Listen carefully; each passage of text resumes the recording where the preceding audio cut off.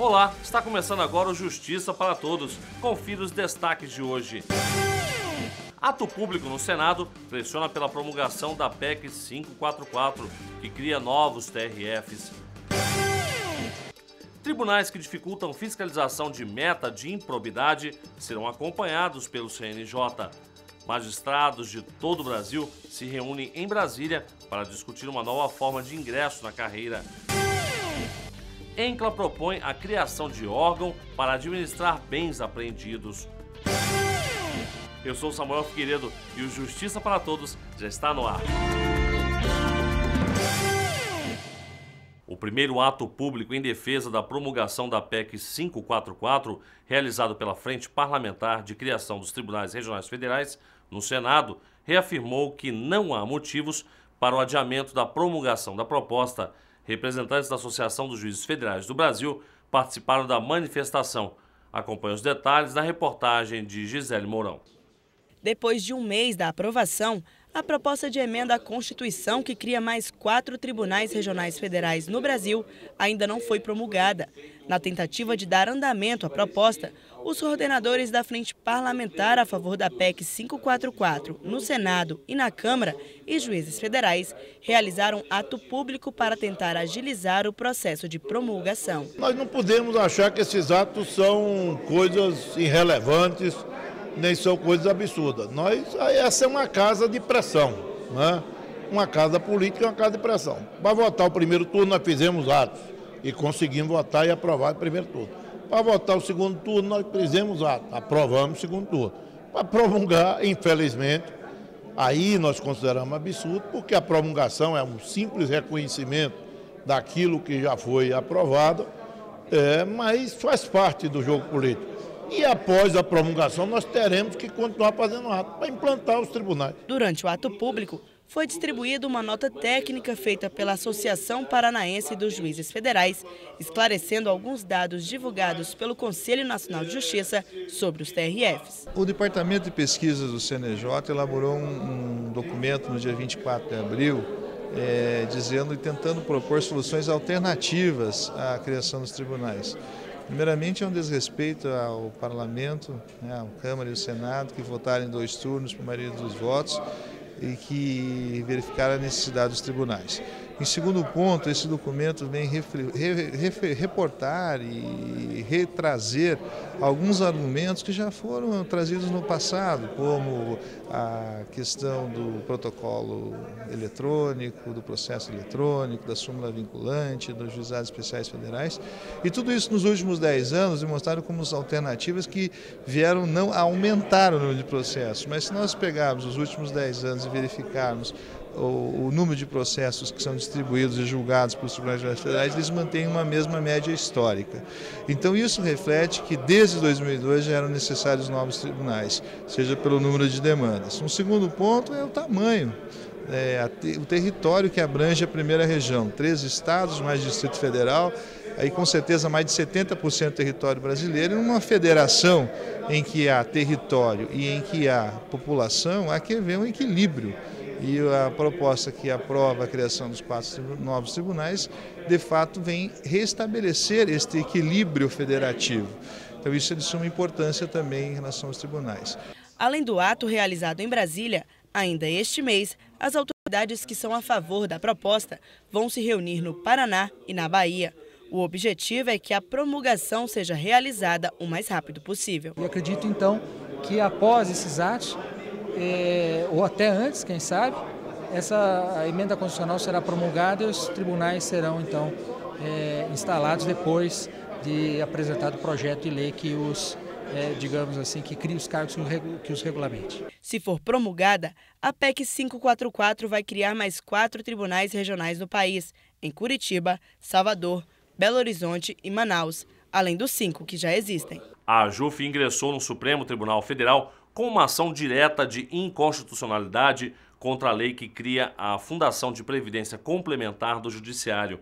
Na ADI, a associação alega que o regime previdenciário aplicável à magistratura só pode ser instituído por meio de lei complementar, diferentemente da forma como foi aprovada pelo Congresso Nacional, como lei ordinária.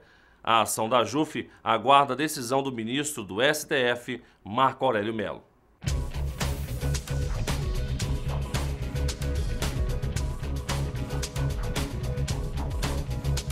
Nos dias 3 e 4 de junho, a JUF, juntamente com o CAD e o SEDES, promoverão em Brasília o Seminário Internacional A Defesa da Concorrência e o Poder Judiciário. O objetivo do evento é trazer para debate algumas questões sobre o novo direito concorrencial brasileiro. O seminário reunirá palestrantes dos meios acadêmicos, da iniciativa privada e do poder. As inscrições são gratuitas. Nos dias 16 e 17 de maio, o Conselho Nacional de Justiça promove o seminário Previdência Complementar, o que você precisa saber, dirigido a magistrados federais e estaduais de todo o país. O evento vai ser realizado na Escola de Magistrados da Justiça Federal da Terceira Região, em São Paulo. A iniciativa visa disseminar os conceitos da Previdência Complementar aos integrantes do Poder Judiciário. As inscrições podem ser feitas no site do TRF3 até o dia 15 de maio. A seguir, magistrados de todo o Brasil se reúnem em Brasília para discutir uma nova forma de ingresso na carreira. E ainda, tribunais que dificultam fiscalização de meta de improbidade serão acompanhados pelo CNJ. É daqui a pouco, no Justiça para Todos.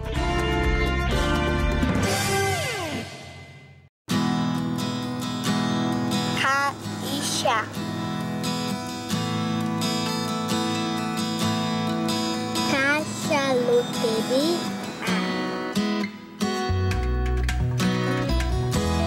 Caixa aqui. Gente, tudo tá lindo! Caixa, o banco das melhores taxas, é também o banco com mais de 60 mil pontos de atendimento em todo o país.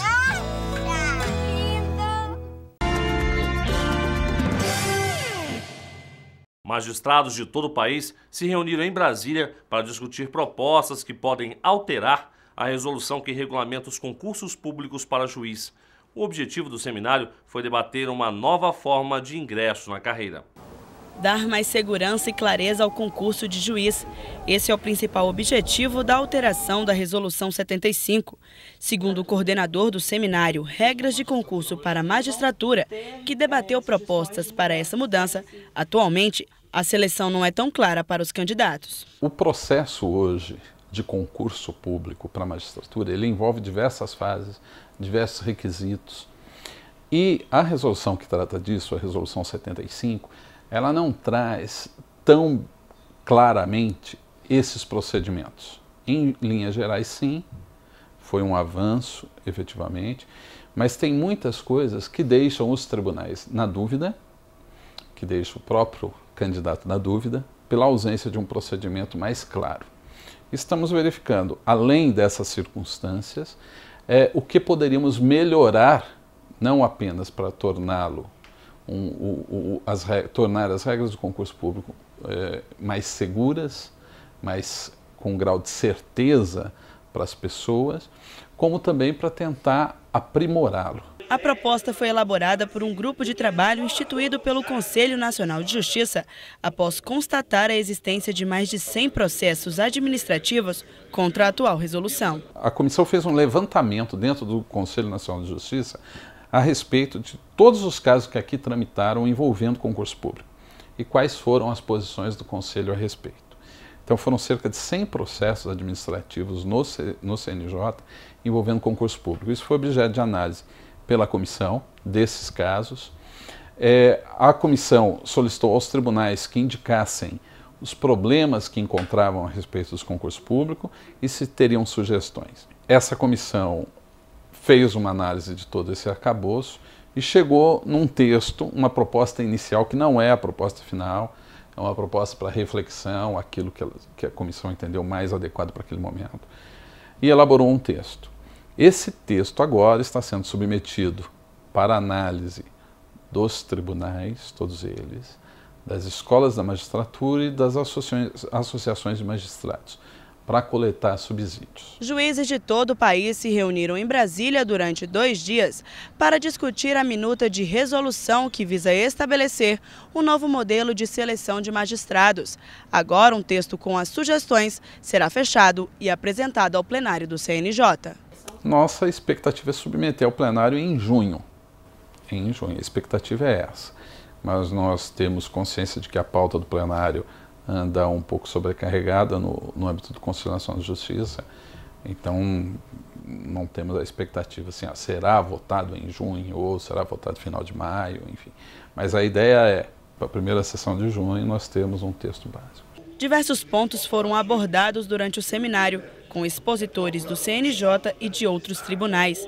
Temas como modelo de concurso público nos tribunais e escolas, exame psicotécnico e avaliação social, reserva de vagas e acessibilidade e curso de formação inicial foram palco de opiniões diversas. O CNJ é semanalmente acionado para debater, para controlar na esfera administrativa concursos públicos dos diversos tribunais, mas é muito grande o número de impugnações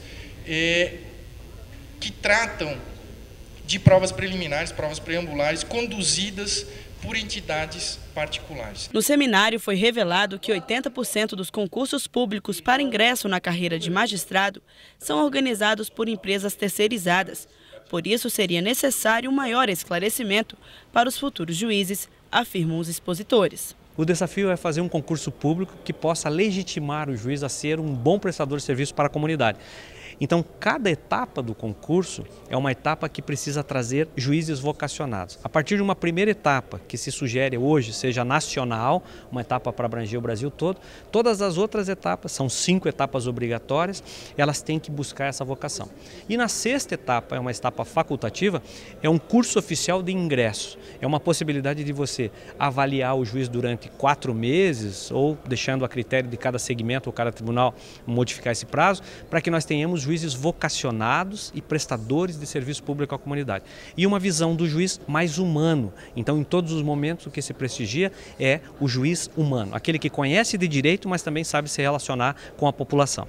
Acredito que os resultados serão muito positivos e, obviamente, em prol de toda a magistratura, todo o Poder Judiciário e, finalmente, ao próprio jurisdicionado, né, que vai ter pessoas qualificadas realmente para poder julgar os seus casos. Segundo o conselheiro Munhoz, se a proposta for aceita em plenário, inicialmente os concursos que já estão em andamento não serão afetados. Obviamente, a resolução não pegará os concursos já abertos com base nas regras anteriores. Ao menos nessa proposta inicial, né? Claro, como eu disse, o Conselho é que vai chegar a um texto final e o Conselho pode até alterar isso, ampliar o prazo, diminuir, mas a comissão está trabalhando com um prazo de 120 dias. A proposta de alteração da Resolução 75 foi bem aceita pelos futuros juízes. Como qualquer modificação, inicialmente traz uma certa preocupação, mas isso faz parte do Estado Democrático de Direito, né? Essa abertura de informações não só para os candidatos, mas para a sociedade como um todo. Isso gera uma segurança maior para ambas as partes, tanto para os candidatos quanto para o Estado, né? Que está informando a toda a sociedade como é que ele atua nessa questão de concurso público. E o concurso da magistratura, por ser um concurso de uma importância, né, diferenciada, porque você vai formar os juízes do país, mais do que qualquer outro concurso, tem que ter essa abertura realmente de informação, mostrando as regras do jogo para todo mundo, né? Entendo eu que seja isso, né? É necessário realmente algumas mudanças até para a necessidade de atingir o objetivo do concurso, né? Nós precisamos de mais magistrados no quadro, tem um déficit de efetivo, e essas mudanças abririam um leque e daria mais possibilidade de outras pessoas também passarem no concurso, assim atingiria o objetivo do concurso. Essas mudanças são importantes, vem num momento muito importante, exatamente porque com maiores esclarecimentos o candidato tem melhores recursos, principalmente na questão que é muito abordado do espelho, né? É importante ter o espelho para o candidato saber o que ele errou, até para poder recorrer, né? Então é importante a questão do espelho. A ENCLA se reúne em Brasília e sugere a criação de órgão para administrar bens apreendidos. A proposta deve ser apresentada até o fim deste ano. Representantes do Ministério Público Federal, Advocacia Geral da União, Associação dos Juízes Federais e outros membros do Grupo de Trabalho da ENCLA, Estratégia Nacional de Combate à Corrupção e à Lavagem de Dinheiro, se reuniram com um único objetivo: propor a criação de um órgão que fique encarregado de administrar bens apreendidos, medida extremamente necessária, de acordo com o juiz federal Marcelo Granado. Esse debate é muito importante, é um assunto que vem sendo desenvolvido há bastante tempo, também no âmbito do Conselho de Justiça Federal, de criação de órgão, algum mecanismo de controle e administração de bens apreendidos em processos judiciais, né, porque há uma grande dificuldade, enfim, por parte de juízes criminais, de nomear administradores e controlar, né, a eficácia, enfim, da administração propriamente desses bens apreendidos. Uma das propostas, né, é exatamente a eventual criação de uma agência, né, administradora disso, né, um órgão autônomo, de certa forma autônomo,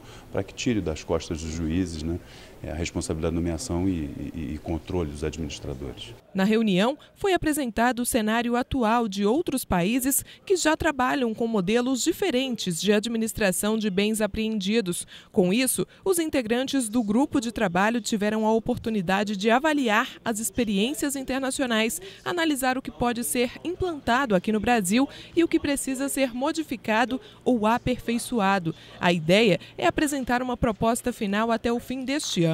Durante o encontro, foi sugerido incluir o Conselho Nacional de Justiça no debate. A reunião faz parte de uma série de ações estabelecidas como metas para 2013. O grupo, que forma a Estratégia Nacional de Combate à Corrupção e à Lavagem de Dinheiro, foi quem determinou essas ações para este ano. A ENCLA foi criada em 2003 pelo Ministério da Justiça e, desde então, diversos órgãos dos 3 poderes da República, ministérios públicos e membros da sociedade civil atuam no combate aos crimes de lavagem de dinheiro e corrupção.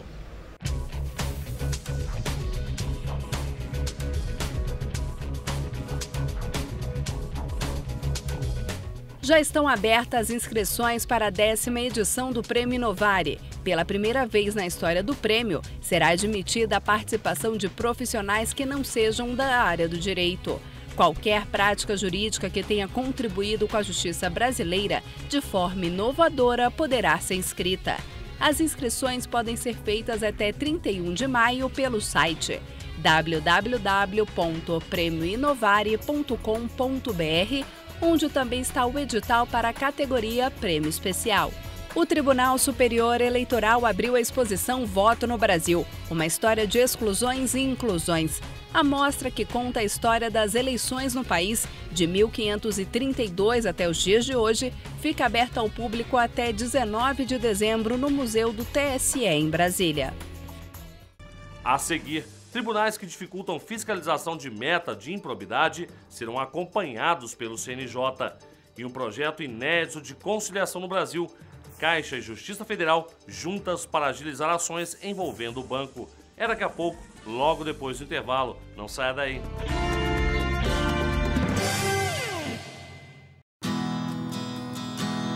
Caixa.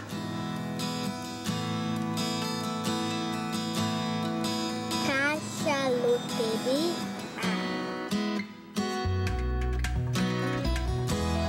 Caixa aqui. Gente, tudo tá lindo!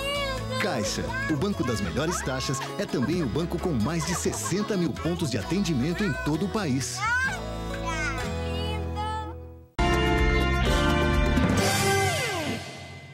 Somente nos primeiros 4 meses deste ano, a Escola Nacional de Formação e Aperfeiçoamento de Magistrados, a ENFAM, credenciou cerca de 160 cursos de qualificação em todo o país. Entre as capacitações oferecidas pela ENFAM estão os crimes cibernéticos, direito eletrônico e internet e a Lei Geral da Copa do Mundo de 2014. Os tribunais que dificultam fiscalização de meta de improbidade serão acompanhados pelo Conselho Nacional de Justiça. De acordo com o Conselho Nacional de Justiça, os tribunais regionais federais da 1ª e da 3ª regiões ainda não enviaram informações ao CNJ sobre o cumprimento da meta 18, que prevê o julgamento até o fim deste ano de todas as ações de improbidade administrativa e de crimes contra a administração pública distribuídas até 2011. O conselheiro nacional de Justiça, Gilberto Martins, afirmou que os tribunais que dificultam a fiscalização do cumprimento da meta serão acompanhados pelo CNJ. Ao todo, dos mais de 55 mil processos que aguardam julgamento, cerca de 39 mil tratam de crimes contra a administração pública e 16.501 processos são referentes a casos de improbidade. O tribunal com maior número de processos pendentes é o Tribunal de Justiça do Estado de São Paulo, que até o fim do ano precisa concluir o julgamento de mais de 21 mil processos que fazem parte da Meta 18. O presidente do Tribunal Regional Federal da Primeira Região, desembargador Mário César Ribeiro, designou novos gestores estratégicos para acompanhar o cumprimento das metas estipuladas pelo CNJ. E a Justiça Federal do Rio Grande do Norte e a Caixa Econômica lançam um projeto inédito no Brasil que garante mais agilidade nos processos envolvendo o banco. Foi instalada na sede do Juizado Especial Federal em Natal uma sala de conciliação. Muitos processos poderão ser resolvidos sem precisar tramitar na Justiça. Isso porque, antes de serem realizadas as primeiras audiências, vai ser feita uma tentativa de conciliação com a Caixa. A princípio, esse projeto era vinculado ao Juizado Especial. Tá? Essa sala funciona contiguamente à termação do juizado. Então, qualquer pessoa que entra com ação contra a Caixa, que faz a termação, é encaminhada diretamente para a sala, para ter uma conversa preliminar com o nosso preposto, para que a gente possa ver se o problema dele pode ser resolvido desde logo, tá? Se possível a gente já resolve, e em 15 dias a gente tenta verificar se realmente houve dano, e se houve dano, a gente já promove a reparação do cliente, evitando assim que haja audiência, contestação, né? Ou seja, tirando os custos do judiciário, da Caixa e prejuízo para o cliente. Segundo o advogado gerente do banco, a importância da sala de audiência é desafogar o Juizado Especial Federal, já que existe um grande número de processos relacionados a problemas bancários. Além disso, com esse projeto, houve uma diminuição de 50% das audiências envolvendo a Caixa Econômica, afirma Mierson. E estamos conseguindo, em termos de gerais, do que entra no juizado, 30% de acordo, e do que vai para a sala, 70% de acordo. Então, nós consideramos um número muito elevado e consideramos que isso é benefício para todo mundo, cliente, Caixa e para o judiciário, evidentemente. A sala de conciliação dentro do Juizado Especial teve início no Rio Grande do Norte, mas pode ser levada para outras regiões brasileiras. Já nos locais onde essas salas ainda não foram implantadas, outros serviços estão disponíveis para ajudar o cliente. A Caixa já disponibiliza diversos canais pelos quais o cliente pode fazer sua reclamação. E essa reclamação vai ser direcionada ao jurídico para que a gente possa verificar se é o caso ou não de indenização e solucionar o problema. O cliente pode procurar a ouvidoria da Caixa, pode procurar o sistema de atendimento ao cliente da Caixa e a própria agência de vinculação dele, né, que essa demanda realmente, de forma efetiva, vai ter uma resposta. Tá? E essa é a nossa intenção, ampliar os canais de atendimento ao cliente para que o problema do cliente seja resolvido o mais rápido possível. A Caixa Econômica é o único banco com essa iniciativa. Mierson da Costa afirma que, além de um bom atendimento, o cliente precisa sempre estar satisfeito. Por isso, é necessário que ele consiga resolver qualquer problema de forma ágil e fácil. A Caixa é uma empresa pública, né? É um braço do governo federal, braço social do governo federal. Então, ela tem que ter esse foco no cliente. E esse ano, especificamente, a presença da Caixa pretende ter um foco muito grande no atendimento ao cliente. Aí, como eu falei, a gente entende que esse pós-atendimento, pós-venda do produto é importantíssimo, né? E vinculado à missão da Caixa. Então, esse passo da conciliação judicial é um primeiro passo, é muito importante, já é uma realidade na Caixa, mas nós queremos avançar mais. Nós queremos fazer com que nem chegue ao judiciário esses litígios. A gente pretende resolver, começar a conciliação extrajudicial.